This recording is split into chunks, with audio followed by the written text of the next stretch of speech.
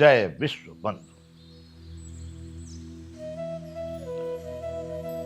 संपूर्ण श्रीमद् भगवत गीता बंधुओं, हम अध्ययन कर रहे हैं श्रीमद् भगवत गीता के तीसरे अध्याय का, और तीसरे अध्याय में अब तक हम पढ़ चुके हैं 35 श्लोक।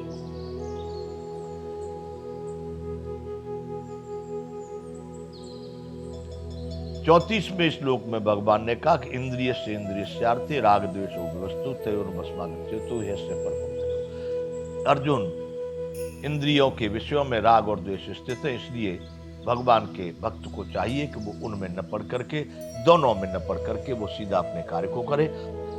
अगला श्लोक 35वां भगवान ने कहा, श्रेयान स्वधर्मो विगुण है परधर्म स्वनिष्ठितात् स्वधर्मे निधनम श्रेय परधर्मो भयावह।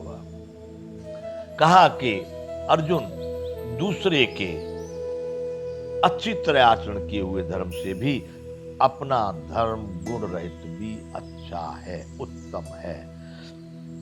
दूसरे के धर्म में तुम मरना भी, अपने धर्म में मरना भी कल्याणकारक है, और दूसरे के धर्म तो भय देने वाला है। क्या अर्थ समझेंगे आप इसका? ये जो हमने कहा है, हिंदू मुस्लिम सिख ईसाई यहूदी पारसी जैन बौद्ध, ये धर्म नहीं है। धर्म है कि जो आपने अपना मार्ग बनाया, जो आपने निश्चित किया है कल्याणकारक, जो सभी राग द्वेषों से रहित होकर उस परम ब्रह्म परमात्मा को पा लेना ही मेरा एक निश्चय है, निर्णय है। यहां पर इसी को धर्म माना जाएगा। अपने कार्य में, अपने रास्ते को हमने जो मार्ग सुनिश्चित किया है वह धर्म है। यहां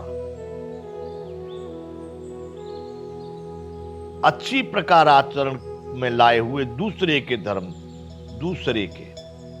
से गुण रहित भी अपना धर्म उत्तम है। गुण रहित जिसमें कुछ विशेषता नहीं है, लेकिन मैं अभी मेरे पूर्वजों से जो मेरे संस्कार, सभ्यता, संस्कृति चली आ रही, मैं उसमें रहित होकर के आगे चला जा रहा हूं, यही मेरे लिए उत्तम है।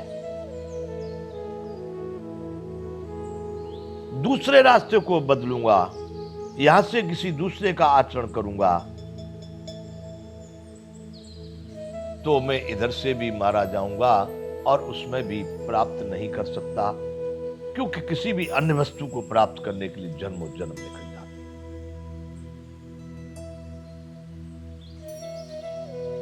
इस रास्ते पर चलते हुए मृत्यु भी होगी तो भी वहां से आगे को हमारा ही रास्ता हमको प्राप्त होगा।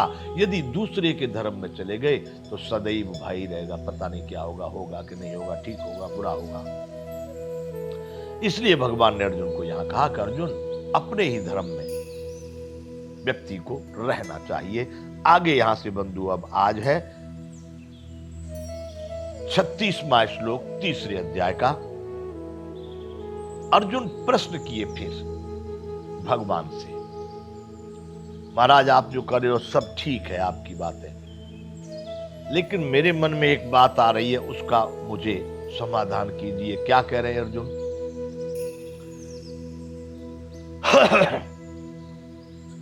अथ केन प्रयुक्तोयम पापम चरित पुरुषः अनच्छन्नपि वार्ष्णेय बलादिव नियोजित। हे भगवान, हे कृष्ण, तो फिर यह मनुष्य स्वयं न चाहता हुआ भी बलात् लगाए हुए की भांति किससे प्रेरित होकर पाप का आचरण करता है? वो नहीं चाहता है पाप कर्म करना।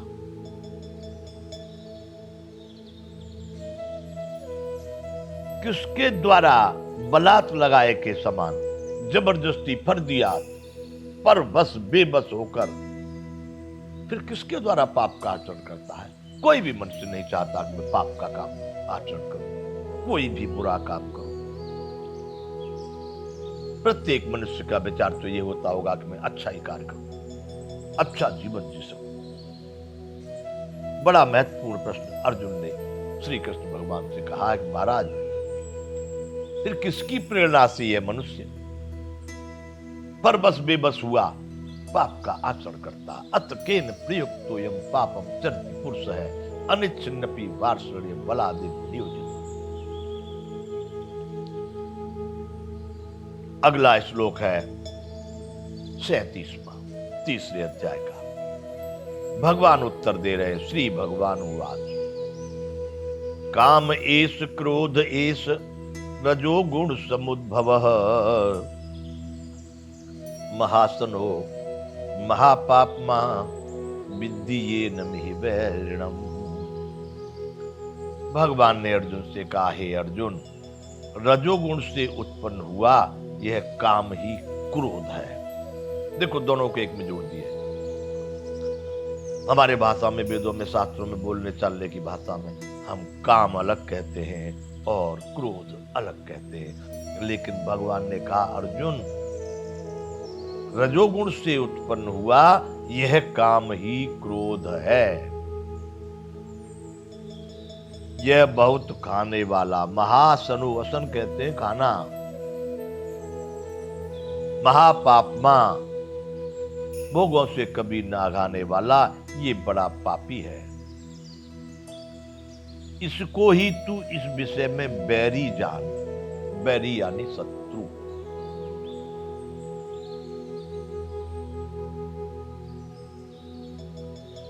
हम समझ रहे अच्छी प्रकार से। अर्जुन ने प्रश्न किया,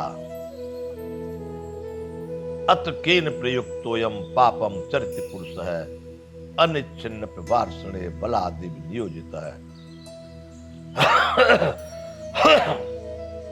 हे भगवान, फिर किसकी प्रेरणा से न चाहता हुआ भी यह पुरुष पाप कर्म का आचरण करता है? भगवान ने उत्तर दिया है, अर्जुन, इस विषय में ये काम ही क्रोध है और इस विषय में तू इस काम को ही बैरी समझ। ये कभी पेट नहीं भरता इसका। थोड़ा विस्तार से इसकी चर्चा करें तो काम, बंधु, हमारे यहां अधिकांश लोगों का मानना स्त्री पुरुष के राग को, लगाव को, शारीरिक सुख को लोग काम मानते हैं। अधिकांश इसकी मान्यता है भी, शास्त्रों में भी कहा गया है। लेकिन इतना ही नहीं, मेरे विचार से कामनाओं का पाप, जिससे सभी कामनाएं उत्पन्न होती हैं, उसको कहते हैं काम।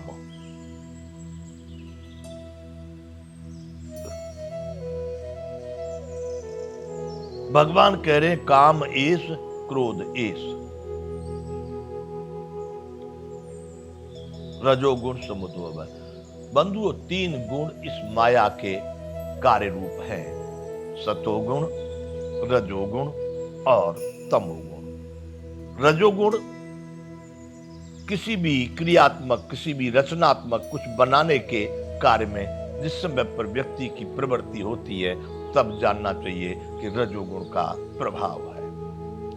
बड़े आनंद में, भक्ति में, त्याग, वैराग और सत्संग, ध्यान में जिस समय पर व्यक्ति लग रहा है, उधर उसका मन प्रसन्नचित्त होकर के जा रहा है, तो मानना चाहिए कि अब सतोगुण है। दूसरों की निंदा, स्तुति, बुराई, वैमनस्यता, तोड़ फोड़, बिगाड़, मार दार, अनेक प्रकार के इस प्रकार के कुटिल विचार जब उसमें उत्पन्न हो रहे हैं, तो मान लेना चाहिए तमोगुण का प्रभाव है। यहां बंधुओं, भगवान कह रहे हैं रजोगुण से उत्पन्न हुआ यह काम ही क्रोध है।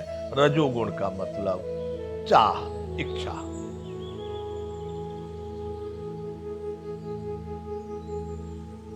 काम, यही क्रोध है। ये क्रोध कैसे है बंधुओं? क्रोध व्यक्ति को तभी आता है जब उसकी कामनाओं में विघ्न पड़ता है। उसका काम बिगड़ने लगता है तो उसको क्रोध आता है। इसलिए भगवान ने कहा रजोगुण से उत्पन्न हुआ यह काम ही क्रोध है। ये क्रोध के रूप में परिणत हो जाता है। जब काम में विघ्न पड़ेगा तो उसी व्यक्ति के उसी शरीर में वही काम तो दिखाई नहीं दिया, लेकिन क्रोध प्रदर्शित होने लगता है। क्रोध में व्यक्ति को उसका शारीरिक